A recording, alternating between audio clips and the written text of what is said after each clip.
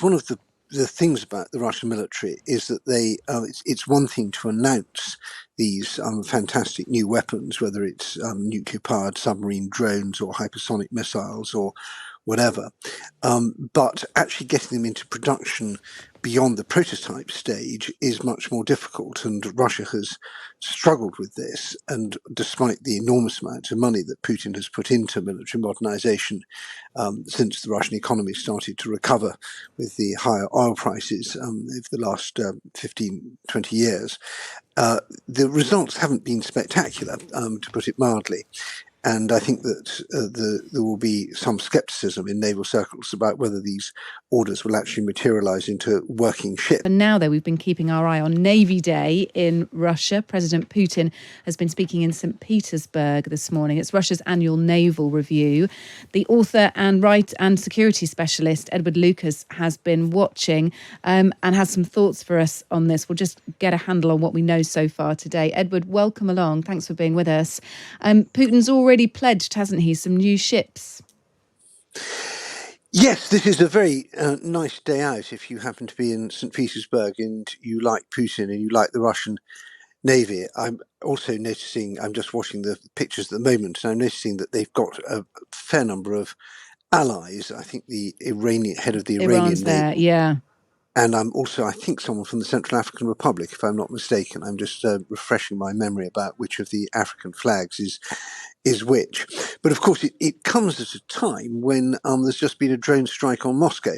I think there was some fear that there would be a Ukrainian drone attack on St. Petersburg. That hasn't happened, or at least not so far.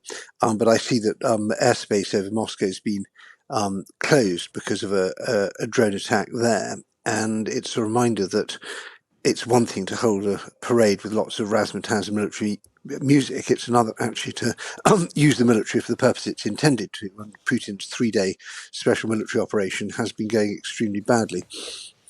Yeah, so Putin's pledged that the Russian Navy will get 30 new ships this year. So that's his sort of headline promise. I just wonder what we've been seeing in terms of, there were thoughts that actually some nuclear-powered submarines wouldn't be part of the parade. The suggestion behind the scenes is that they were that their non-attendance was related to maintenance and some security concerns involved there.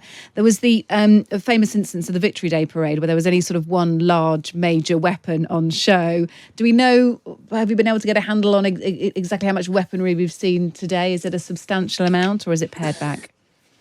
Well, it looks a bit skinny to me, and it's one of the things about the Russian military is that it's one thing to announce these fantastic new weapons, whether it's nuclear-powered submarine drones or hypersonic missiles or whatever, but actually getting them into production beyond the prototype stage is much more difficult, and Russia has struggled with this. And despite the enormous amount of money that Putin has put into military modernization since the Russian economy started to recover with the higher oil prices over the last 15, 20 years, the results haven't been spectacular, to put it mildly. And I think that there will be some scepticism in naval circles about whether these orders will actually materialise into working ships. It's proved quite difficult for the Russian Navy to even keep the ships that it's got at sea, let alone build new ones.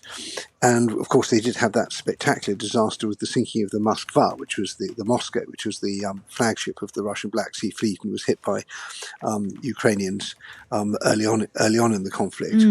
And I think today is basically a PR exercise. Yeah, I mean, how does the average Russian citizen feel about the war? I'm not sure if they're still being told that it is a special military operation, but the optics really of what the kind of average Russian person thinks, Edward.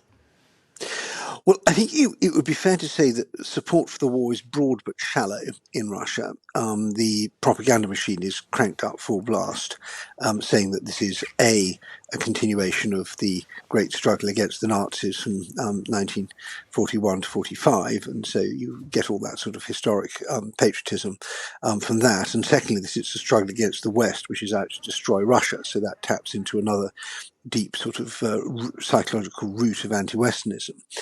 And those two things work up to a point. But Russians aren't stupid, and they know that the war was meant to be quick, and it's proving slow, and Ukrainians are fighting back, and the costs are mounting. So I think that if you got a change of tack in Russia, either with Putin declaring victory or some post-Putin leadership saying we're going to do things differently, Russians would say, "Fine, okay, well that's the new line. We'll toe that instead."